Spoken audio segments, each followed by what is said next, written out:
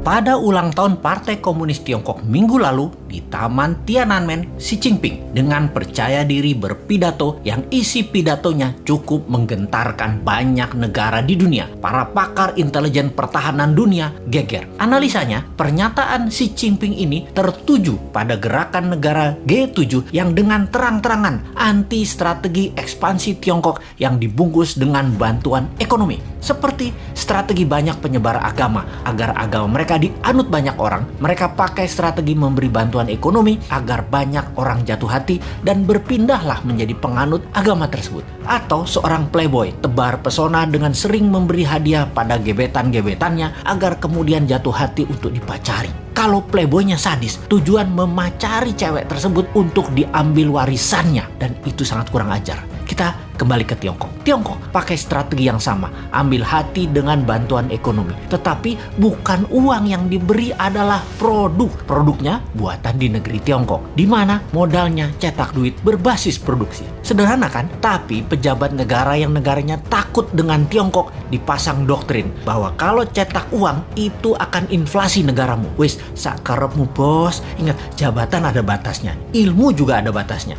Hanya kebodohan yang ada batasnya. Nanti New Mind pakai strategi sama, memberi. Kalau sekarang kita lanjut dengan G7 yang anti strategi Tiongkok dan akan mempunyai program B3W yang menyediakan anggaran 10 kali anggaran Tiongkok ekspansi ke luar negeri. Kalau New Mind jadi, kita nggak pakai keduanya, kita main sendiri. Wis, pinter kalau urusan dalam negerinya. Ke luar negerinya, kedua pihak G7 dan Tiongkok kita mainkan. Lalu Xi Jinping mengatakan akan melakukan 3 hal: memenggal kepala negara yang melawan dan membuli dan membuat masalah dengan Tiongkok. Tiongkok akan membangun 100 silo. Silo adalah tempat peluncuran nuklir warhead roket. Kemudian akan mengambil secara utuh kembali, yaitu Taiwan, Macau, dan Hong Kong. Ini agresi militer niatnya. Biden, pemimpin Amerika, gemetar. Dan Biden mengajak Tiongkok, Rusia, dan Amerika untuk membuat pertemuan 3 negara. Di sini, perebutan global power mulai dicanangkan. Ini serius. Kalau Anda nasionalis dan patriotis NKRI garis lurus, kita membahas negara mulai dari sini. Kita menengok sejarah dunia dalam masalah perekonomian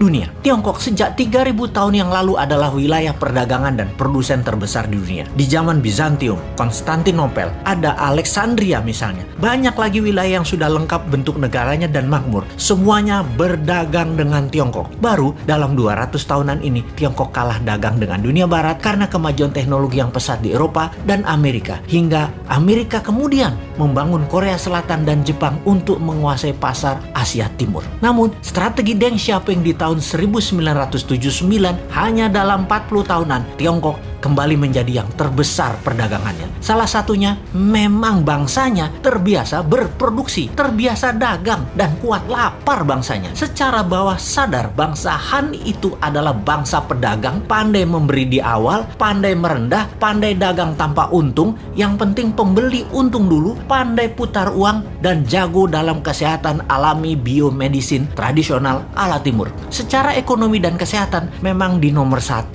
dan 2 kan, baru makanan. Mereka itu jago makan. Makanan mereka enak-enak. Secara dasar kehidupan, pola pikir bawah sadar mereka ya happy-happy dan kerja keras. Work hard, play hard. Jangan kayak di negara tetangga, banyak yang work soft, no play. Ai mate dah lu.